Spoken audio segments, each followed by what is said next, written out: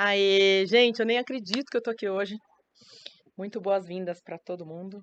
Hoje a gente está inaugurando, começando a gravar o primeiro episódio de um podcast que nasceu lá no ano passado. A Box 404 me acolheu e comprou essa briga comigo. Então hoje a gente começa a gravação do nosso podcast Fora de Protocolo. Fora de protocolo, por quê, né? Então, primeiro momento, eu sou a Daniela Placo, assessora e produtora de eventos. E o Fora de Protocolo surgiu porque eu fiz uma série no meu Instagram falando sobre os convidados sem noção, histórias engraçadas e o que o ser humano consegue fazer depois de um álcool na cabeça aí.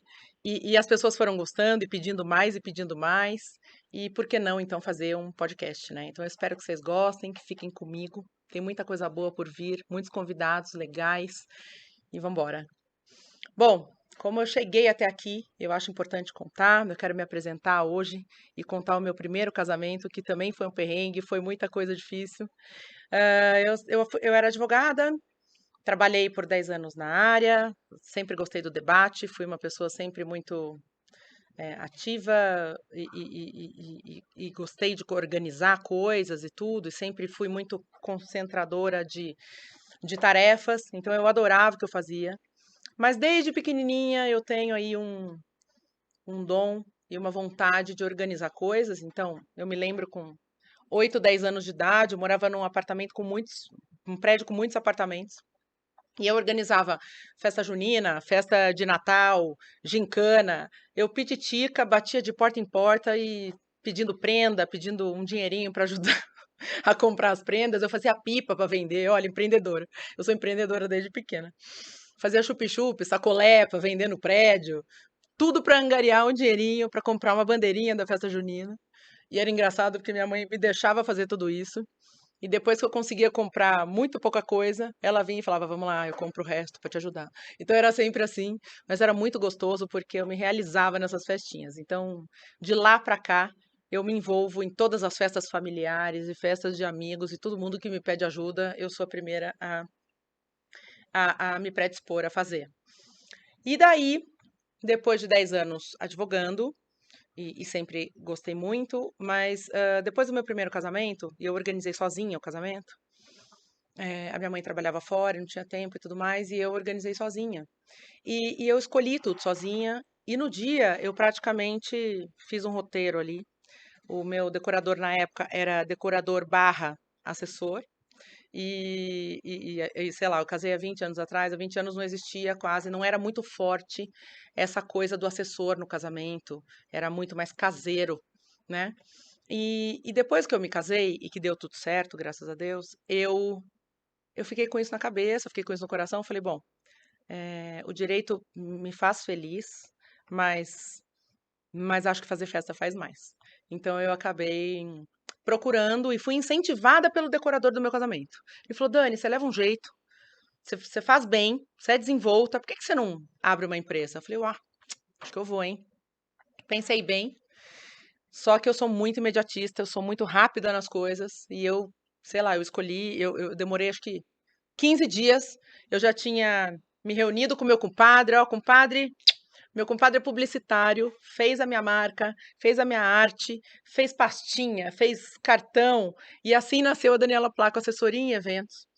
Uma loucura na minha vida, era um turbilhão de emoções, porque a Isadora, minha filha, era pequenininha, tinha 2 anos, e eu resolvi simplesmente migrar, né?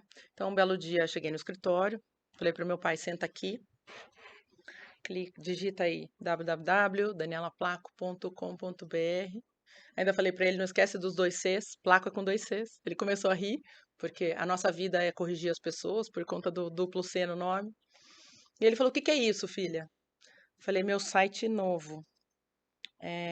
Eu não vou mais trabalhar no escritório, não vou mais ser sua sócia, eu sou muito grata por tudo, mas eu quero alçar novos voos aí e aceitar novos desafios. Bom, meu pai, quem me conhece de perto sabe que meu pai sempre foi muito bravo, muito zeloso, cuidadoso, e, enfim. E sempre foi muito, sabe? Não me deixava fazer muita coisa, não. De medo que acontecesse alguma coisa com a gente, eu e meu irmão. Nesse momento ele olhou pra mim com o olho cheio d'água, gente. Foi engraçado porque ele falou: Filha, te dou todo apoio.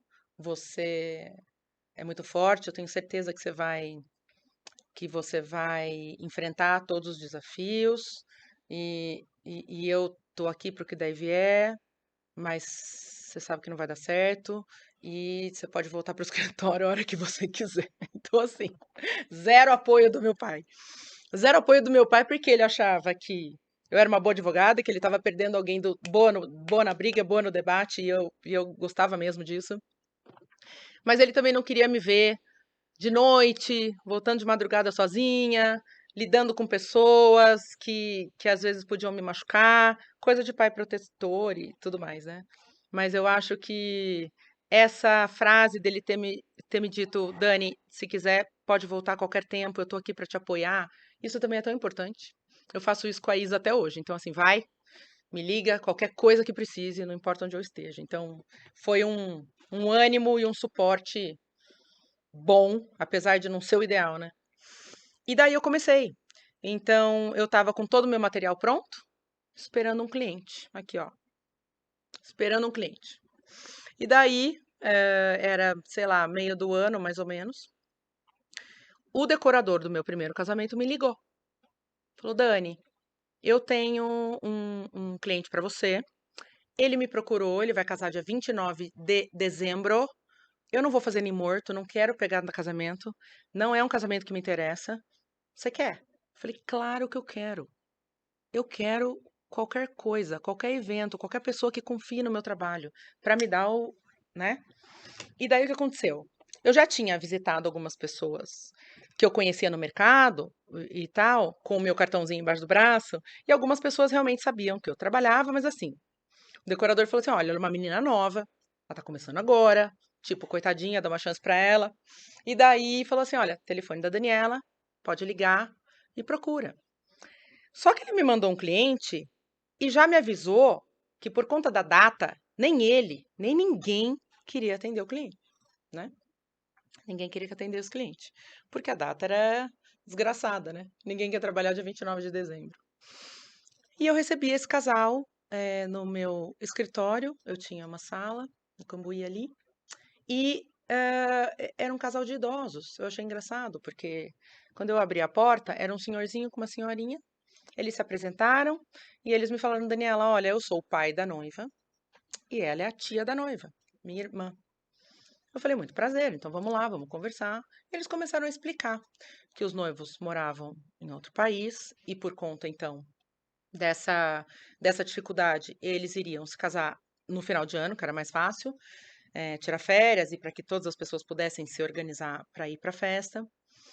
E eu falei, tá maravilhoso, eu topo, vambora, eu vou organizar esse casamento e vai ser lindo. E daí a gente ficou ali, se deu super bem. A gente fechou o contrato. Eles confiaram em mim, um casal muito simples. Eles não eram um casal, mas umas pessoas muito simples. E eu fiquei tão feliz que eles confiaram em mim e depositaram, né, todo o carinho ali. Falou, não, Dani, vai dar certo, eu tenho certeza que vai dar certo e a gente não tem condição nenhuma de fazer. Então, que bom que você vai fazer. Tá bom. Depois que a gente fechou o contrato, ele falou pra mim, então, o meu genro, que é o noivo, eles moram na Europa e ele é jogador de futebol. Ele é jogador de futebol e eu quis te falar isso agora, justamente porque as pessoas abusam um pouco dessa condição dele, sabem que ele tem uma condição melhor, e também eu queria manter uma discrição, porque ele tem uma vida pública bem agitada, ele tá bem na mídia, não sei o que. Eu falei, bom, me fala o nome, que também eu sou palmeirense, mas não sei nem quem joga. E daí ele falou o nome do jogador, e eu aqui, o senhor me dá licença, entrei no Google, olhei a carinha do jogador e falei, olha, ele é famoso mesmo. Ele é famoso mesmo, só que assim, eu sou muito dispersa com essas coisas, não entendo, não conheço. E eu falei, bom, então, independente dele ser o A ou o B, famoso ou não, o casamento vai acontecer e tá tudo certo, eu só vou tomar alguns cuidados para que esse casamento seja discreto nas mídias, já que vocês não querem esses holofotes. Tudo bem. Comecei a organizar, procurando fornecedores que realmente nos atenderiam nessa data. Foi aqui, ó, suado, e também não podia falar, é o casamento do fulano que é famoso, vamos lá. Então, eu tive uma dificuldade, mas eu falei, gente, eu preciso dessa força, é meu primeiro casamento, vamos embora comigo. E se eu despontar nessa carreira, vocês vão estar comigo até a morte. E foi assim. Então eu consegui reunir um time muito bom. E a gente organizou o casamento à distância. Então eles moravam numa cidadezinha assim da Espanha. Será que eu podia ter falado Espanha? Eu não sei. Mas, sei lá. E daí eles moravam numa cidadezinha na Espanha e eles moravam num condomínio bem afastado, não tinha internet. Então eu conversava com ela por fax. Veja, quem tem menos de 20 anos aí que tá me assistindo já nem sabe o que que é fax. E eu mandava fax de tudo que eu tinha para ela. Era engraçado, porque ela ia aprovando as coisas e me mandando assinado, e a gente fazia. Quando ela ia para a cidade grande, perto, ela conseguia acessar a internet, falava comigo, mas enfim, era tudo muito doloroso, difícil. O dia do casamento chegou, um pouquinho antes, eu um pouco apavorada, porque eu tinha que montar uma equipe. Quem que ia ser minha equipe? Não tinha equipe, não tinha rádio, não tinha nada. Falei, bom, vamos comprar radinhos. Comprei uns radinhos Talkabout da Motorola ali para me ajudar. No primeiro momento, eu falei, se isso aqui durar um evento, já tá bom. E a minha equipe estava maravilhosa, porque era a minha comadre dentista, era uma amiga que era gerente de um buffet, e eu contratei uma pessoa que eu paguei uma bala, gente, porque ela merecia, porque ela é muito competente, mas eu paguei uma bala para ela, porque eu falei, você tem que me ajudar a gerenciar isso. Eu preciso de alguém com experiência. Aí veio, então, ela é assessora, trabalhava em Valinhos, uma graça, e ela me ajudou. Então a minha equipe era assim, tipo, ninguém sabia quase nada, uma delas com um pouco mais de experiência, e bora. Eu contratei o casamento para acontecer num hotel, né? Eu achei que tinha uma estrutura melhor para atender uma pessoa que fosse famosa, que fosse me ajudar em qualquer intempérie que eu tivesse e me desse um suporte maior nesse primeiro evento que eu estava tão insegura. E a imprensa não sabia até então desse casamento, mas ficou sabendo. Ficou sabendo e o saguão do hotel simplesmente lotou de repórter. Lotou de repórter, cheguei pro meu cliente, falei, viu, cadê seu produtor, empresário, whatever? Ele falou, ó, o meu empresário é o mesmo do jogador chiquérrimo lá, de não sei quanto, milhões, e não tá aqui hoje porque tem um evento em São Paulo e ele não vai poder estar presente porque ele está acompanhando outra pessoa que ele empresaria. Falei, pois bem, quem que vai organizar essa coletiva? Eu, né? Que ele olhou pra mim e falou, Dani, você. Que bom. Nunca tinha feito isso na minha vida, comecei a tremer que nem vara verde. Foi engraçado porque quando Deus manda o desafio, você tem que fazer, né? Então eu falei, bom, hotel, preciso de um espacinho privado para fazer uma coletiva de imprensa. Aguinha, café, tudo que eu via na televisão, tá? Eu via na televisão. Mesinhas com cadeirinhas e cafezinhos e água. Eu falei, é isso que eu quero. Contei quantos repórteres tinham lá, fui no saguão, conversei com todos, lista de cada um, de onde eram e tudo. E resolvi fazer, para não fazer uma zona generalizada, entrar de grupos em grupos para a gente fazer algumas perguntas, porque realmente me cederam um espaço desse tamanho. Desci o noivo, a tarde toda eu fiquei cuidando de fulano da revista tal, tal, fulano da televisão tal. E daí ele fez a entrevista coletiva, ele falou com todo mundo, alguns individualmente, outros em grupos. Era gente pra burro, era gente pra burro. E quando acabou, para mim, eu já podia ir embora, porque eu já estava exausta e já tinha gasto todas as minhas energias e meus neurônios ali naquela tarde. Mas tinha casamento ainda para acontecer. Então, a gente fez a cerimônia, correu tudo bem, foi uma cerimônia mais privada para 20 pessoas e depois o resto dos convidados viriam só para a festa. A gente fez uma festa linda, um público simples, muito simples, mas muito educado.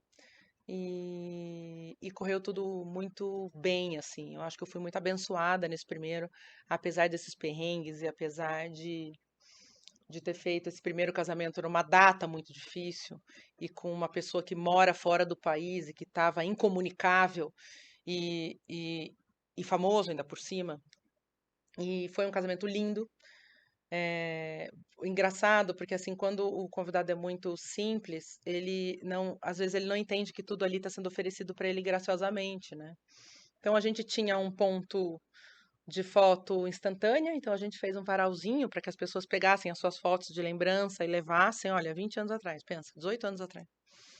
E os bem casados que estavam na saída, e eles podiam pegar livremente, porque todo mundo sabe que eu sou exagerada, eu compro 3, 4 por pessoa. E, e eles perguntavam assim: eu posso levar? Pode, fique à vontade. Quanto custa? Não custa nada. Pode ficar à vontade, é seu, é um presente dos noivos para você. Então, assim, que gostoso e que curioso foi esse casamento, porque eu aprendi a lidar com o glamour e com a simplicidade no mesmo dia ali, né? A tarde toda fazendo um negócio que eu nunca tinha feito, um desafio extra para mim. Mas que bom que eu passei por isso.